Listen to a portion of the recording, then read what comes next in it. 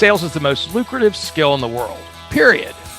The problem is most sales advice out there today is outdated, cheesy, and can even keep you from getting the deals that can make all the difference in your career. This is the No BS Sales School, a podcast for entrepreneurs and salespeople who want to master the skill of selling without all the BS. Listen, if you're like me, you hate doing admin crap. Number one, because you're not good at it. And number two, because you know it's taking you away from the stuff that actually makes you money. So why are you doing it? Do what I did. Go to worksby.com right now and let them pair you with a real executive assistant. Once I started working with Cheryl at Worksby, my income went up 40% in 1 month, and my working hours went from 70 down to 40. It's a game changer. Go to worksby.com right now, book a call, and tell them Walker sent you. If you do, you'll get 2 extra hours of service for free as a bonus. So if you're ready to finally stop doing the stuff you hate and focus on the stuff that makes you money, go to worksby.com right now. That's WORXBEE.com. Tell them Walker sent you, and you'll get those 2 free hours. Welcome to the No BS Sales Podcast. I'm your host, Walker McKay, and today I'm really excited to have Forrest Dombrow, who is the founder and CEO of a company called Solve Sales. He's also a recent author of Clone the Ace. And today we're going to talk about a couple things. One is we're going to talk about creating processes and systems and templates to help newer salespeople know what the hell they're doing. And number two, we're going to talk some about the Zen of selling, which is something that's kind of a passion of Forrest and mine as well. So, hey, Forrest, welcome to the show, buddy. Thanks, Walker. Thanks for having me. Absolutely. So tell me something. Can you mind giving me 2 minutes of how you got where you are today? I want to mention to the crowd, people have called themselves serial entrepreneurs before on my show, and maybe they are, but Forrest has got some serious serial entrepreneur stuff going on. So take 2 minutes. Tell me how you got to where you are today. Sure. The short version is, my father was in sales when I was younger in the dental industry, and I knew for sure I did not want to be in sales. Absolutely. I have a great relationship with him, and I love him, and he's a great salesman. But I was an introvert, So anyway, I went on my path. He did instill in me the entrepreneurial bug. And I did go to law school, so I was an attorney. And then I just always craved starting businesses. So I owned a gourmet popcorn company, a retail wine and liquor store, eventually got into digital marketing, both as a practitioner and then started my own agency. And we had a little bit of a crisis after the first year. We lost our salesperson. So I raised my hand and said, well, I'll do sales for our agency, even though that wasn't really what I wanted to be doing. But I grew to love sales, and it was self-taught, reading a lot of books, trial and error. And yeah, now I consider myself, mostly focused on being a sales expert. So what were your thoughts about sales when you were growing up, to say, I don't want to do that? And that's something that's kind of been a transformation for you from there. Yeah, it wasn't really the traditional, sleazy car salesman fears or anything like that. It was really more a fundamental fear of, around confidence. I saw what my dad had to do. He was very charismatic. Yep. He had to walk into dentist's office cold and sell people. And he would tell me all about this stuff. And again, I saw myself as more of an introvert. So just scared about that kind of. Yeah, that sounds terrible, right? Yeah. I don't want to fucking do that. Yeah. So it was mostly around that. And then, just found myself kind of gravitated towards it and really loved it. And so then though, when you went and you said, I'm going to go sell for this digital marketing company, because you were one of the owners, right? Right. One of the owners of the agency, and you said, shit, okay, I'll take the ball. What was it that kind of surprised you once you started that made it not so bad? Yeah. So I think the thing that surprised me is I used to hate sort of small talk. I would go out to networking events before I took over sales, and it drained me. I would stand in the corner eating hors d'oeuvres, and my wife at the time was our salesperson, and she loved going and talking to people. It just drained me. So what surprised me was when I took over, I went back to those same sorts of events and things, and also started speaking in front of crowds. And all of a sudden that fear went away because I was really passionate about what we were doing. And we had something very unique at the time. And so I just loved talking about it and people loved hearing about it. And so it just became fun, you know? That's freaking awesome. So when did you publish Clone the Ace? That came out just this year in March. And what was it that drove you? What was it the passion? Because writing a book is a freaking effort, right? It is a whole thing in itself. What was it that drove you to do that? Well, I had a client a few years ago that convinced me to kind of come in and take over sales pretty much full time. And they were a digital marketing agency. So I got to take all the stuff I had developed on my own at my own agency and really refine it and bring it up to another level. And when I left that engagement, I said, I want a professional speaking career. This was sort of before the pandemic. And before, other than your other 19 companies, hey, might as well add a 20th job to this thing too. Yeah, so I had spoken on a national speaking tour for free to get clients, and I just really love that. And so I wanted to do that. So I said, well, how am I going to get started? I said, let me make a presentation about my sales stuff, and I'll just get out and start speaking again. And hopefully anyway, that presentation started getting really, really long. And I said, well, why don't I just write it all down in a book, and that'll help launch the speaking career. And the cool part was it was a lot of hard work, but at the same time, I was writing about everything I was doing like a week ago. So it wasn't the kind of book I had to do a ton of research about. And I had also been writing quite a bit for another client. And so I was just in the flow of writing a lot. And that's pretty cool. So you are big into processes, templates, that kind of stuff. Tell me how that plays in. Yeah. So as you mentioned earlier, the title of the book is Clone the Ace. And I've spoken to a lot of people that have one or two ace salespeople. They're always over quota. And then they've got people in the middle or the bottom. They just can't bridge that gap. They don't know what these people are doing. So the idea is if you can use templates and processes and give people checklists, of course, some skill and effort is always involved, but you can get about 80% of the way to sort of ace sales performance through processes and things of that nature. And so that's really what the book's all about. And that's where the title kind of comes from. So one of the things that I work with my clients on a lot is that it's that kind of same thing. You've got your aces on the team and the new people come in and say, I want to be just like, Jim, the ace, right? And so they go watch everything that Jim does. And Jim's been around for 10 years and Jim's kicking ass. And what they watch Jim do, quite frankly, most of the time is answer the phone, because Jim has developed territory, developed his clients. And so what the new person learns is, man, I can't wait till my phone rings. I'm going to be kicking ass just like Jim. And Jim, quite frankly, doesn't remember what it's like to get started. And he'll say things that are completely, I think it's some of the worst advice you give. Well, you got to have relationships. Well, thanks a bunch, Jim. I really appreciate that. You're absolutely no help in speeding somebody up. And again, he doesn't means no harm, right? But you got to have relationships is some of the shittiest advice for somebody getting started ever, because it's like, how the hell do you do that? Is that the same way you feel? Yeah, I mean, I think there are a lot of things. I actually was concerned about that when I wrote the book, because I consider myself an ace salesperson. Yeah, sure. And I had concerns. Can I actually teach people to do what I do, or is half of it just kind of who I am and my personality? And so I've been very conscious of that and not trying to just give advice that maybe is good for me but not for you. So I definitely talk a lot about authenticity and having different ways to generate leads. I also have more of an attraction-based model, product development, branding, messaging, such that it attracts leads to you, as opposed to talk more about that. We discussed that a little while ago, but tell the No BS sales team what you're talking about, an attraction model. What is that? Sure. So I have a concept that in my book, it's in chapter 2, and I'll tell you how you can get a copy of it after, called winnable games. And so winnable games is the funny example I use is if you're playing Nerf basketball against a 4-year-old, you're going to win every single time.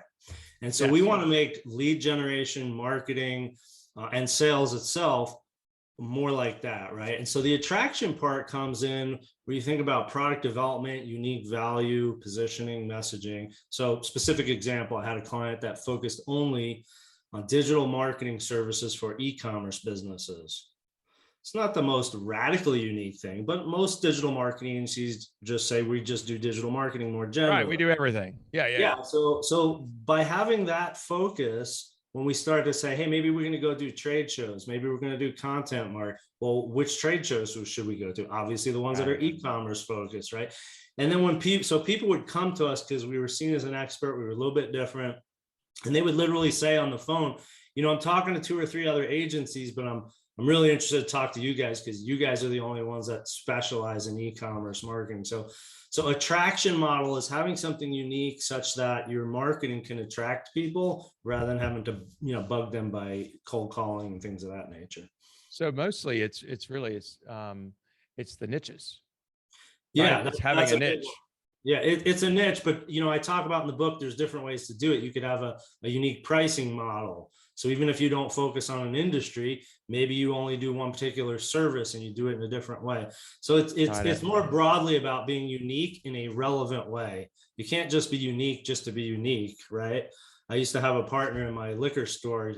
We got to do something to get more business. Maybe we should get like a gorilla suit and jump around outside on the street. And I said, well, you'll get some attention, but what does a gorilla have anything to do with a liquor? So relevancy is always important when you're thinking. I think I would suggest to him that sounds like a great idea. Why didn't he put on a gorilla suit and go jump up and down outside? See how that works for him. Yeah. They used to do, maybe they still do, some of these tax places, right, would have some poor bastard, Liberty Tax, I think would have some poor bastard with a Statue of Liberty hat on, spinning a sign around for freaking 2 months. I thought, oh my God, you've really hit, that is one step above maybe or below the guy standing on the at the interstate with a sign that says we'll work for food. I mean, that's pretty crappy. But you never know, maybe Guerrilla Liquors is a good idea. So when you talk about processes in sales, what the hell are you talking about? What do you mean? So what I mean is, it depends if you're talking about prospecting or the sales process. I'm going to focus on the sales process. So let's talk about sales process. Yeah, let's talk. Yeah, once somebody's contacted you, process real fundamentally is what do you do when someone calls? What do you do? Then what do you do? Then what do you do? Because a lot of clients we work with, they have gaps. I mean, everybody has a process. The question is, did you create it deliberately? Or did it just sort of evolve naturally? And if it did, you probably have gaps. You probably have inefficiencies in there. Yeah. And you may not know you have a process. Maybe you quit just following along. Also, you may not, if you don't know your process, it's hard to know how well it works. Right. And then also, if you have multiple sales reps, they each have their own process unless you have created the company process. Correct. Yeah. So when somebody comes back to the office and says, hey, boss, I got one, that could mean 9 different things to 9 different people. Exactly. So can you share with me kind of what part of your process that might be relevant to the WS sales team? Like when the phone rings? Yeah, I think there's a couple things. We'll start at the beginning. First of all, at the beginning, when the phone rings or the email box gets filled up, speed is super important. There's been plenty of studies about the rate at which you respond to that lead and the chances of you actually getting that person on the phone and eventually getting so I talk about the process for responding quickly. Autoresponders can be used. It's not my favorite. I like to play a little game with myself. I'll use Gmail or G Suite and it says, email came in 1 minute ago. I try and respond when it still says 0 minutes. Nice. So you don't have, and so when somebody sends an email in, do you email back? Is that part of your process? Yeah, I mean, that's what I tend to do, is email back. Sometimes I'll use autoresponders. If I happen to be, have a few free minutes, I'll pick up the phone as well and call them. Because when someone gets a live phone call 1 or 2 minutes after they filled out a web form, they literally don't even know what's happening. It completely blows their mind. I know. It's funny. I tell my clients, honestly, that whenever you get an email with somebody asking you a question, pick up the phone and call back. Yeah. I think that responding over email can be not only does tone get missed, but you can't get the information that you need most of the time. Yeah. When I'm responding by email, it's usually just to set up a meeting. But Yeah. yeah, I like to try the phone. So that's the first part of the process. How do you respond to leads so it can be done quickly? Whether Yes. that's something organically, like I described, having a third party to respond if you can't respond quickly, Yep. because you're going to wait a day or two, you're losing out. And It's then like fresh fruit. An old business partner of mine used to say that leads are like fresh fruit. They sit around more than a day, they're going to rot. oh yeah, yeah. So from there, then it's about setting up a meeting, and then the process and the templates come in. What are you going to do in that meeting? You don't that first discovery call where you're trying to find out what the customer needs, et cetera. A lot of people just go in, they wing it. Maybe they have 3 or 4 questions jotted down on a notepad. So we want to have a specific set of questions. Obviously, there's flexibility built in that sales reps can ask each time to extract the critical information. We need to know, is this a good fit for us? Is this a winnable game? Not just on the sales side, but once we bring them on board, can we service them well? Yes. And do I have the information to give to my sales engineers to do a little bit of research to put a thoughtful presentation together? So you really have to have that first I call it diagnosis meeting. Some people call it discovery meeting. Yep. Yep. Kind of mapped out so you can extract the information that you need. What do you think is the hardest part about what you teach for people to grasp, or the part that's the most counterintuitive, that makes people uncomfortable when they first hear about it? You got one? I think the one that's counterintuitive is that once you respond quickly, then you got to slow down. Because a lot of people want to just get that first call and they're emailing off a proposal 30 minutes after. No. So really fast at first, and then kind of you got to slow down and have a more thoughtful conversation and process for people so that they can really evaluate what you're offering. I 100% agree. And what is the expression? We have to slow down to speed up, right? And if your prospect comes in and they're like, oh, I already know I want to buy this. This is already good. I'm ready to go. What I find is most of the time, those are your crappiest clients if you take them on, if they even become clients. Yeah. Because we, like you talked, we would skip steps and they go, this is an easy one. I don't have to do that crazy stuff that Walker and Forrest teach me. I can just skip right to the end, and then they screw it up. Yeah. And so, oh, go ahead. I was okay. You keep talking, baby. Yeah, I was going to say, part of the reason to slow down too, and the thing that's counterintuitive is just because someone calls me doesn't mean I want to sell them something. Right. I want to slow down to qualify them. To a lot of salespeople, especially younger ones, they just want that commission. They want to close the deal. And I get it. I love closing deals and the adrenaline rush. Yep. But if you're just throwing crap over the fence to your delivery team, it's not going to go well, even though you got those commissions for a couple months. Yeah, it's playing the short game, right? Yeah. You're not doing what you need to do. So another thing we talked about when we talked about early was, you said, I'm really interested in the Zen approach to selling. Tell me what you meant by that. What does that mean? Well, for many, many years during my really serial entrepreneurial adventures, I was always reading marketing books and branding books and business books and entrepreneurial books. And I still love those. But I don't know, 7, 8 years ago, I kind of switched to really focusing more on Zen type stuff, Eastern philosophy. That's what I read in the mornings, and about meditation and those sorts of things. And in learning, how did you pick that up? I mean, when you started, did you hear about Zen stuff and meditation and then you start reading about learning, and then all of a sudden you said, wow, this is applications to sales? Or was it just random? What happened? Yeah, so I actually had been meditating for about 25 years now. I took a class a long time ago, but it was just really a basic practice. What really got me going on it was I had a mentor a number of years ago who was very into meditation and all that kind of stuff. And so he recommended a couple of books, and that really got me back into it in a much deeper way. Do you mind sharing? Would you mind sharing? And I hate to keep interrupting you. Do you mind sharing 1 or 2 of those books, because in case somebody's interested? Yeah, the one that he originally recommended was The Joy of Living Dangerously. Actually, it's called Courage: The Joy of Living Dangerously by Osho, Osho. And I've read probably 20 or 30 of his books now. So that's the one that got me into it. Another one that's a little bit more modern and very practical would be The Obstacle is the Way, which is a little bit more about Stoic philosophy. I think that's Ryan Holiday. Ryan Holiday. I like that book too. The Obstacle is the Way by Ryan Holiday. Yes. Yeah. So, sort of got into that stuff. And then, more recently, I took on, I have a 50-50 partner in Solve Sales as of 6-8 months ago. And I kept talking to him about this stuff, just sort of in general. And he's like, man, you gotta do something with that. That stuff's cool. So we've been kind of playing around with how do these principles apply to sales. And so to give you a specific example, and one that I did actually include in my book is about detachment. So being detached from the outcome. A lot of times we do things in life, not only in sales, but in relationships, where I'm going to do this in order to get something, or I'm attached Yes. to the outcome. I have to win this sale. I have to get the date with the girl, whatever the case may be. And that can Yeah. create tension in our body, in our system, in our speech. We can come Mm. across a little nervous, a little anxious, talking too fast, things of that nature. So detachment applied to sales is about not being attached to the outcome. Of course, you want to win the sale, but you're okay if you don't. There will be another one, next week or whatever. So Yep. going into the sales process with, I'm here to help. So that would be another one, kind of having a service first mentality. Yep.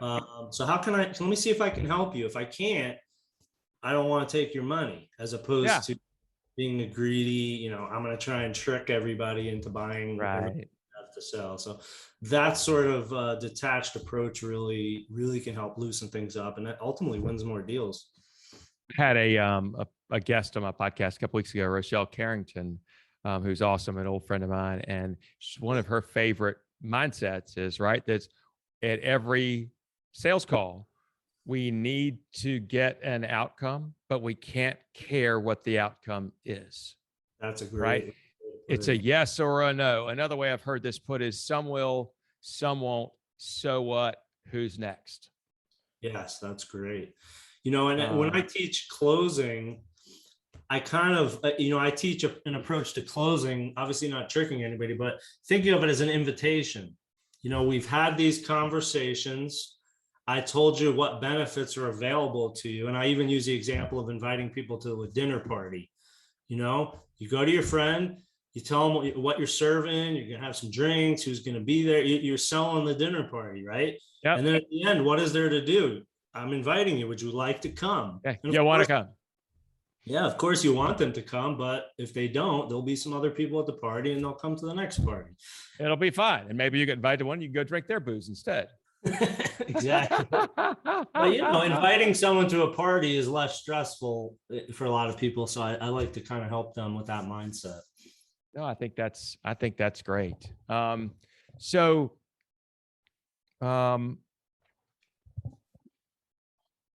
what kind of feedback have you gotten on your book? What have people told you? Yeah, it's been really awesome. I've gotten very good feedback. Of course, the feedback from strangers that you don't know is always the most valuable. Have you had the experience where somebody came up to you and said, oh, "Are you Forrest Dombrow?" Not yet. Not yet. No, but the feedback's been very positive, and in a way that I designed it. And, the book is very meat and potatoes. There's a lot of do this, literally say it just like this. Yeah, put your own spin on it if you want, but I don't pull any punches in there. I give you the templates. I show you exactly what my slides look like. So the feedback's been, oh my God, I highlighted so many pages because there's so many very specific things that I can use right away. And we're just now working through them to build them into our agency. So that's gratifying, because that's what I want for people is, there's plenty of people that are never going to hire me. And if you can get what you need out of the book, that was my design. Have at it. Right. Yeah. So first, how would somebody get in touch with you, find out more? You offered either a chapter of the book or something as a giveaway. How would that happen? Yeah, so the best way is to just visit our website, which is solvesales.com. It's like solve a problem, solve sales. And on there's a book page. And under the picture of the book, you can actually get the beginning of the book for free through chapter 2, which covers that whole winnable games and attraction model we touched on earlier. So you can get that right there on the site. And of course, there's forms there, and you can contact me that way. Hey, man, that's great. No BS Sales Team, I hope you've enjoyed our conversation today with Forrest. He is a very smart guy. He's also fun and a good dude. Lots of cool experiences. I recommend the book, Clone the Ace. Go pick it up, order it on Amazon, download the chapters, as Forrest said. And if you are listening to this podcast and you are not subscribed, please smash subscribe on the app, wherever you listen to it. Give me 5 stars if you would. That really helps the rankings. My podcast has been growing and growing, and I'd like to keep it that way so that I can continue to, give as much information away as I can to help people. Remember, my goal is to have 50% fewer crappy salespeople by the time I'm finished. And I probably only got about 15 years to go. So we got to get the hell on this thing. Hey, Forrest, thanks for coming on the show. I appreciate you very much. And I wish you the best of luck. Thanks for having me, Walker. Of course.